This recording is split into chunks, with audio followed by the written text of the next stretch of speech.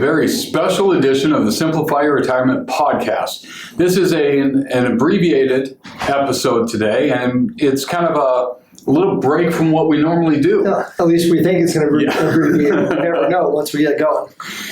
But what we're doing here today is we want to take a moment to stop and acknowledge what just happened this week. So when this is being published, it is on the backside of our general election in November of 2024. And so as this is being recorded and published, I don't know when you're watching this, but that's when this was recorded. And so we want to take a moment just to be able to acknowledge what's going on in the world. So a lot of times we plan things out. We plan out content. We bring guests on. That takes a lot of work and a lot of planning.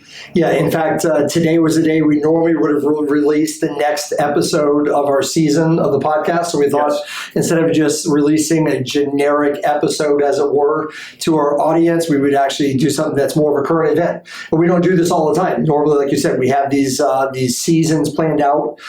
We know the topics in advance that we want to cover. And so with this entire season, we've had a plan and a schedule, but we thought we might as well say something about this event, the election that took place this week. And so this is kind of like an interruption, a special episode of the Simplify Your Retirement podcast. Something we can just talk about that we weren't necessarily planning on talking about before the season started. So it's going to be a special episode. Yes, it will. And so what we want to do today is we really want to address, I'm just going to ask you, just kind of a conversational here, 3 questions that a lot of people really are asking. So we've heard these or variations of these from clients, from people out there, just people we talk to, interact with everywhere else. And so here's the question. So we're just going to fire them off to you here, Stephen. The first question is, especially after today, the stock market has responded very favorably to the election results of Donald J. Trump winning a second term. Why is that? It's a great question. And obviously, like you mentioned a second ago, we don't know when people are going to be watching this, but certainly the first 2 days since the election, the stock market has really taken off. It's really responded well to the election of Donald Trump. And I think more than anything else, I think the reason why the stock market is responding so well is because there is, it's uncontested. The stock market likes stability. It likes to know what's going to happen. And so since now it's kind of known what to expect going forward, the stock market likes that. So more than, let's say, who won or lost, I think the stock market is reacting to the fact that it's uncontested. There's stability. We know who the next president's going to be. Now we can all plan ahead and go forward. And it just kind of brings people that were maybe on the sidelines of the stock market, maybe brings them back in, and people are going to be ready, to move forward. So I think that's really the main reason why we're seeing the stock market go up, pretty quickly, pretty substantially first couple of days. And I even saw someone today, or was talking to someone, overheard them in a conversation talking about now that the election's over, they said, I want to move from cash back into the market. So that exactly what you're saying. People have been sitting on the sidelines with unknowns. So not just the markets, but people now are ready to get back in. And it's interesting you say that. So one of the reasons why, we don't talk much about it prior to the election is because we believe that the way you invest in an election year is the way you invest every year. In other words, you should be a long-term investor. So if we were all just kind of waiting for who's going to be elected before we know how to invest, we would have missed out on these last 2 days. That's why it's very important to decide if you're an investor or not. And to me, that means if you're a long-term investor or not. If you have 5 years or longer, it's kind of now late to the party for some people who were kind of sitting on the sidelines. Some people who were thinking that this person might win or that person might win, or trying to predict what's going to happen after someone wins an election or after an election. This happens a lot. People, hopefully not our clients. Our clients do a great job. Hopefully they're trained to know, look, you're either in the market or you're not. We're looking at the returns 5 years or longer, so it doesn't matter how it performs today, this week, this month, this year. But this is just a classic case in point why you always need to be invested if you're an investor. Because if we had waited, we would have missed out even on the last few days here, 3-4% return in the S&P and the Dow Jones. So, but I know a lot of other people, a lot of people that are do-it-yourselfers, a lot of people that are not getting getting advice or getting the wrong advice, they may have said, well, we'll take all your chips off the table until the election, then we'll go back in. If you did that, you would miss one of these pivotal times where the market is increasing pretty quickly over the last couple of days. Yeah, and there's a lot of studies that show how detrimental missing even one or two of great market days is. And that this highlights that reason why you can't time it. Yeah, absolutely. And so that was very similar to my second question that I had written down here, and that was, before the election, we weren't saying much about changing investment strategies, and why is that? And so part of it is the missing out, but then you briefly reference the other, but we want to come back to it because that's the bigger reason, I believe, that you weren't talking about changing investment strategies prior to the election. And what is that? You mentioned a 5-year rule? Yep, the 5-year rule. We always encourage our clients to not take on risk if you need the money within 5 years. So, for example, the only reason we would not have been invested prior to the market, the election, would have been if you need the money for liquidity, you had a known or planned purchase or expense in the next 3 to 5 years, or you needed it for an emergency fund, or you needed it to produce an income stream. Otherwise, our recommendation is always to take on risk, diversified risk, if the time frame is 5 years or longer. So that does not change if it's a midterm election, if it's a presidential election, a general election, you just stay invested for the long term. And this is the reason why. And so, part of being a financial planner is being a leader, it's being a coach, it's trying to get people to pay attention to what is most important. And it's a temptation for every financial advisor to go out there and start talking about historical returns in the stock market, what you should do before the election, if this person wins, if that person wins. I saw something on the news today that was written like 5 days ago that said that Kamala Harris, based on the performance of the stock market up until the election, had an 85% chance of winning. So it's like you can't, some people think the stock market predicts the election, some people think the election predicts the stock market. If you always maintain a long-term view, you're probably going to be successful. And that's not just a prediction, that is a quantifiable, historical, accurate statement. And so you always want to be long-term, and that's why we don't make a big deal about prior to the election, hey, if this person wins, we need to do this. If that person wins, we need to do that. If this person's going to win, we probably should pull money out. If that person's probably going to win, we should put more money. The principles, like we always talk about, especially on this podcast, the principles never change. And so even now that the election has happened, there's anything can happen in the world that could cause instability. As soon as there's instability, the stock market's going to react. And so it wouldn't matter who wins. So what the stock market likes is predictability. It likes stability. Certainly, we may get into this, but there's certainly some things about the economic policies that Donald Trump was talking about that may that impact the stock market, as long as there's nothing that's unknown. In other words, the stock market doesn't know what's unknown. Yeah, we don't know if there's going to be attacks or wars or anything like that. But as far as what is known, there's some things the stock market may react positively to with the Donald J. Trump presidency. Yeah, and so this is important because many of you watching this have followed along. You're maybe clients of Wise Wealth, or you've interacted with us, you've been following the podcast. And so this advice and what we're talking about, the long-term approach to investing, and we always talk about the two things you need to win in the stock market, which is time and discipline. And so when we take a 5-year approach to investing, the stock market volatility, the ups and downs don't matter. But this is important for anyone tuning in for the first time, because the approach is principles based, and as you mentioned, principles don't change. That's right. So we definitely want, if you're tuning in for the first time, now's your opportunity to binge watch or binge listen to the podcast, because we have a whole lot of information on the principles of financial planning as we approach that. But and the book, anybody can request the book. Go to wisewall.com and request Simplify Your Retirement book. All that information's in there too.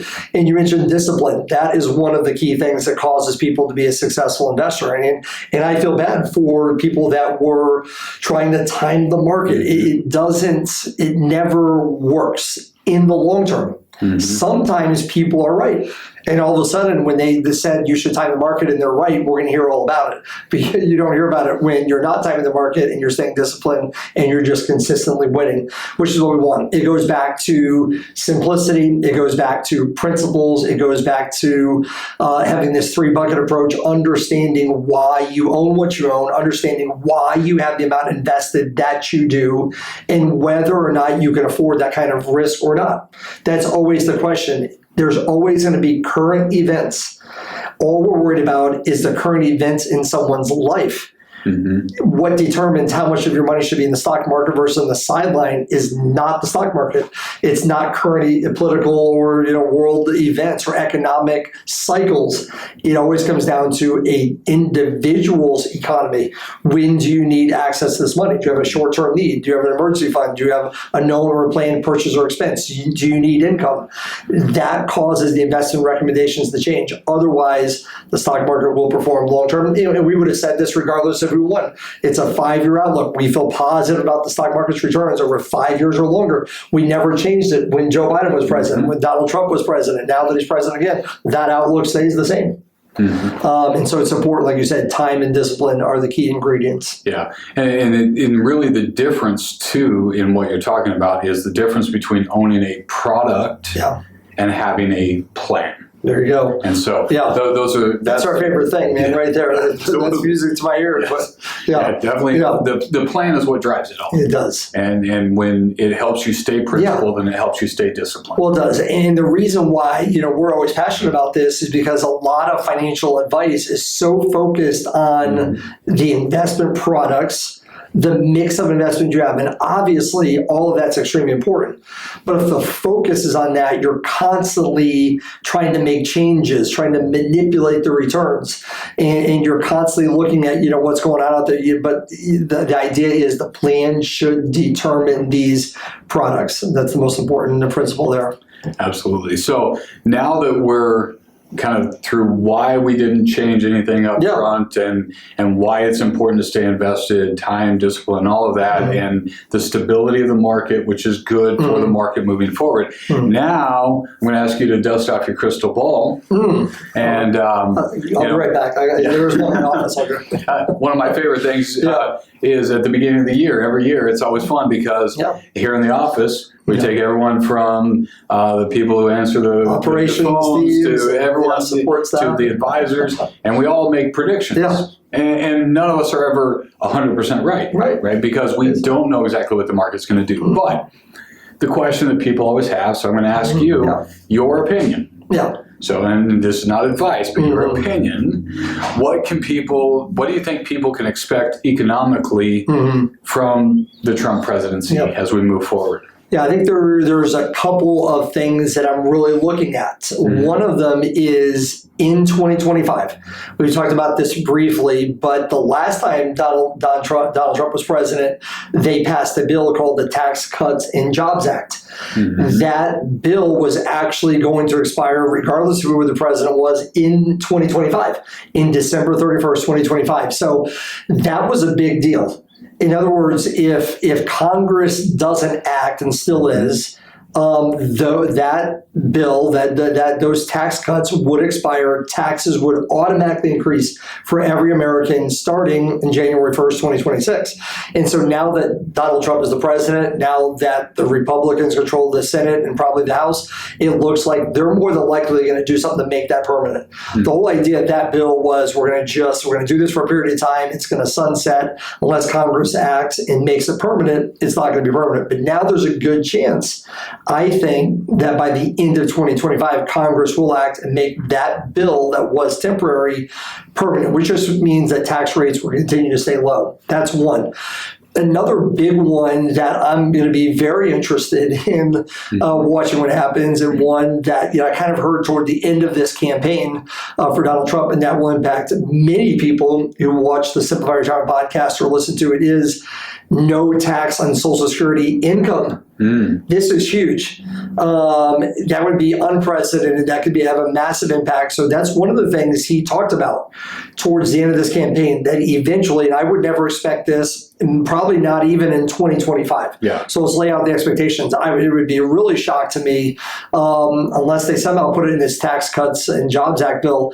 But that Social Security, one of the things they'd like to do is eliminate the tax on the income you receive from Social Security. And so a lot of people pre-retirement, they're kind of always shocked to find out that the income I receive from Social Security is also taxable. In a lot of ways. I mean, they use it in a calculation for a lot of things. Up to 85% of someone's Social Security income is taxable, even though the only way it ever got there was by taxing these things. So for people in retirement to eliminate the tax on that portion of their income could be a substantial boost to the economy and all those things. And so you look at that, those are two big ones that come to my mind right away. Another one certainly is one of Donald Trump's big things, drill, baby, drill. I mean, the energy costs, trying to keep that down. And I think if those things work, if he's able to accomplish those things, I think it does help jobs. I think it does help the economy, which does help the stock market. So I think there's some positive vibes, if that's the word people are using, the positive vibes towards those things, if he's able to accomplish all those things. And again, it's like the crystal ball thing. Yes, obviously, if unemployment is down, the economy is good. The jobs are coming back. Interest rates stay low. People are able to spend more money. They're earning more, in income. Those kinds of things. The stock market's going to improve. The only thing that we can't predict is what's unknowable. Again, that's what some cyber attack or some sort of world war or anything like this. So there's always those things that can happen. But of all things being planned out, it looks good. For the future. And so that's what I would just say. But again, does that change someone's investment advice? The plan determines the products. What should someone own? Should someone be in the stock market or not? Like we were talking about just a few minutes ago, it really depends on a person's individual needs, and how much should be in the stock market or not is based on your plan. What is the money for? And that will always be the same. That's the great thing about investing based on principles. Yeah. And so if you're watching this for the first time, one thing to know is that the advice given is the same all the time, right? Because we don't know. And so even as we talk right now about what could be, the plans we put together today are based on what we know today. That's right. Because we don't know the future. And so when we take time to break out and have liquid income and growth, the growth is to address the unknowns that may impact us negatively. Right? And then if there's positive impacts like reduction in taxes or no taxes on Social Security, that impacts us positively, which is just a boost, which helps us be able to grow our growth bucket longer. For the unknowns of the future. And so we only plan on what we know today. That's right. But we can be optimistic about some of these changes. And they do need to be addressed. Absolutely. And it doesn't mean that you're always going to stay adaptable, what you're saying. So in other words, the principles are timeless. Principles stay the same, but products may change. Technologies may change. We're not afraid of saying now in the growth bucket, we're going to add in cryptocurrency. We may add an allocation to digital assets. In fact, I think there may be a podcast episode in this season coming up about cryptocurrency and digital assets. So stay tuned for that. That'll be coming up soon. We actually did a summer education series, an entire seminar, if you want to call that, workshop on digital assets. And the reason I bring that up now is because even though we always talk about how the principles don't change, the core principles of being a successful investor and what provides ultimate return on life, what provides ultimate peace of mind for a person, that doesn't change. But it doesn't mean that our portfolio construction doesn't change, because it does. There are funds, there are products, there are things that come along that can make those portfolios better that may come out as a result of current events, that may come out as a result of technology, that may come out as a result of a presidential election. So in other words, the portfolio managers who are building our model portfolios, there may be changes to the portfolios to capitalize on it, which is always important, which is what we're always looking at, to maximize returns, minimize risk. But the principles of investing, the principles of how much should be invested and how much should not, what we believe about the stock market, those principles don't change. Yeah.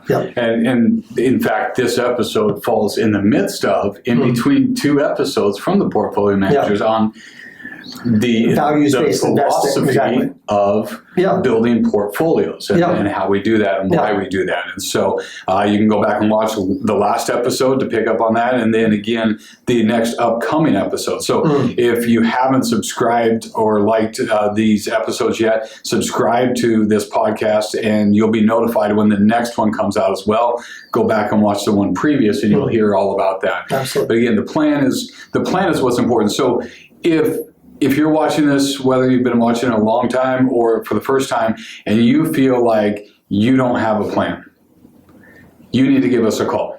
We would love to get you a copy of Stephen's book, Simplify Your Retirement. It's built on timeless principles, and it talks about how we approach planning. And then we'd be able to love to have a conversation with you, just a clarity conversation, to understand who you are and to walk through putting together a plan for you. So if you don't have a plan, give us a call. If you don't have a plan that's adaptable, so if you put a plan in place 20 years ago and it's never changed, that may not be an adaptable plan to what goes on as things do change. And so we build plans in such a way that as life ebbs and flows, as the economy ebbs and flows, as laws and things get enacted and as ebbs and flows, that it lives and breathes with that. You need a plan that does that, and a plan based on principles is what allows that. Absolutely. There's so much that comes to mind when you say these things, and just even plan. I would also say if it's not written down, there's a lot of things that we tell people you may think you have a plan because it's all in your head, but if it's not a plan unless it's written down, it's not a plan unless it's based on principles. It's not a plan unless you have three buckets. It's not a plan if you just have a portfolio of assets, if you just have a risk profile questionnaire. So there's a lot that goes into a plan, and so I encourage you, if you're not sure what we mean by that, we believe that financial peace comes from having a plan, not a portfolio, not an investment product. Those are good, but the plan itself, and that's what really our plans are designed to do, give people peace of mind. And I'm glad to say that I truly believe that the plans you put together do provide that, because all the way leading up to this election, I had someone again tell me the other day, he said, your phone must be ringing. And I said, no. No, why? In other words, no, the phone's not ringing. You know what I mean? Or did people take all the money that was in cash, put in the market after Donald Trump? Well, no, because it was either in the market already or it wasn't. We always coach this regardless. So I love that.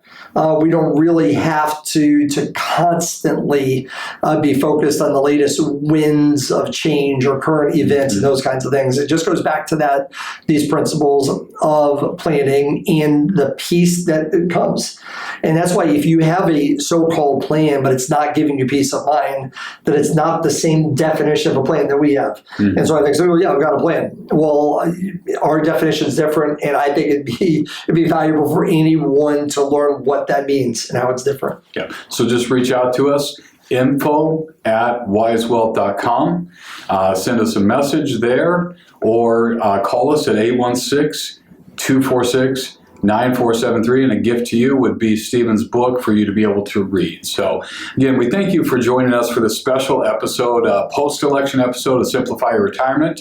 Again, subscribe so that you can share this with other people, and tune back in, and we look forward to seeing you next time on the Simplify Your Retirement podcast. Thank you. Thanks.